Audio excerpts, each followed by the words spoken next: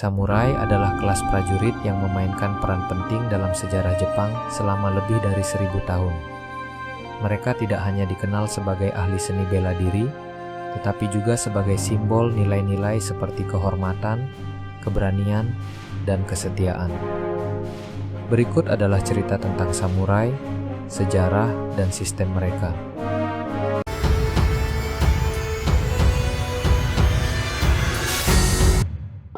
Awal mula samurai dapat ditelusuri kembali ke periode Heian 794 sampai 1185 M.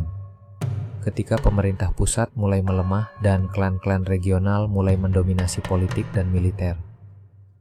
Pada waktu itu, para bangsawan di ibu kota Kyoto membutuhkan pasukan militer untuk melindungi wilayah mereka dari perampok dan pemberontakan di daerah-daerah terpencil.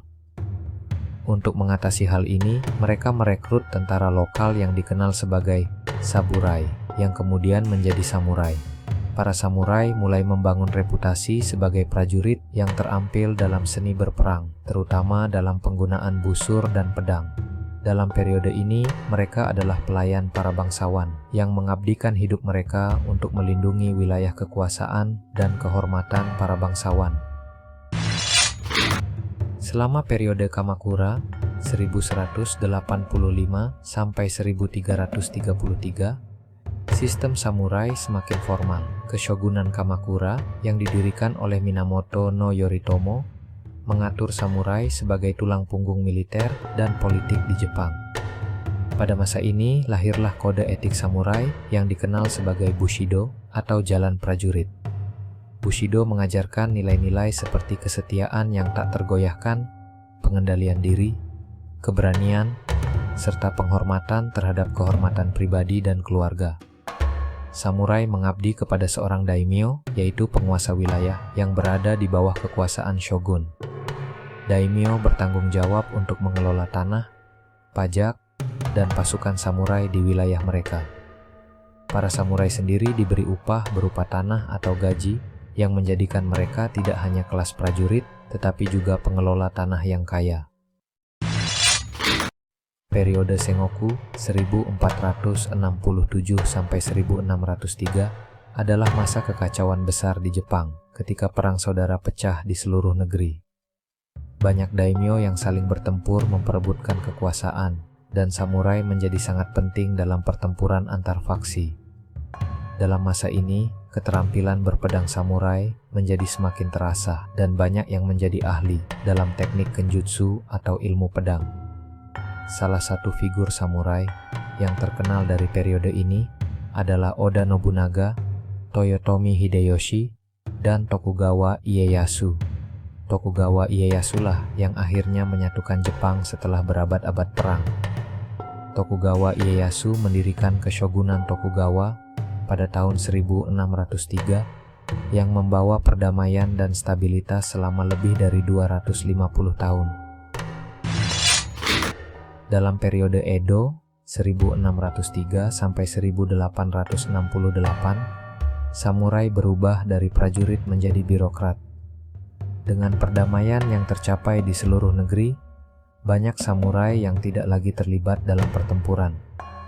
Mereka sekarang bertugas sebagai pejabat di pemerintahan dan pengelola wilayah. Meski begitu, nilai-nilai Bushido tetap dipertahankan, dan seni bela diri tetap diajarkan sebagai bagian dari pelatihan samurai. Namun, dengan stabilitas yang lama, kekayaan beberapa samurai menurun, dan mereka bergantung pada pensiun atau pekerjaan lain.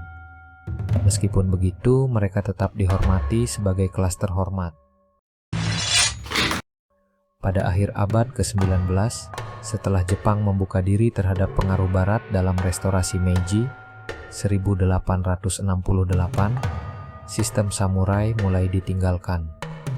Pemerintahan Meiji menghapus sistem feodal dan mengadopsi sistem militer modern yang tidak lagi membutuhkan samurai. Pada tahun 1876,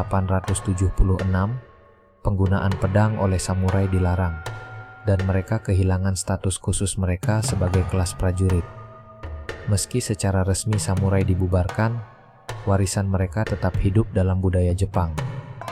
Nilai-nilai Bushido terus menginspirasi berbagai aspek kehidupan Jepang, dari etos kerja hingga seni bela diri seperti kendo.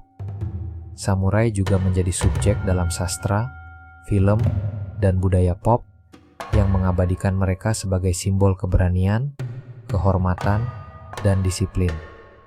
Samurai adalah lebih dari sekadar prajurit.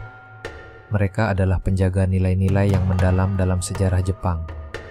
Dari masa perang hingga masa damai, mereka menjalani kehidupan dengan kode etik yang kuat dan memainkan peran yang sangat penting dalam membentuk Jepang yang kita kenal saat ini. Warisan mereka, terutama Bushido, terus hidup dan menginspirasi generasi-generasi selanjutnya.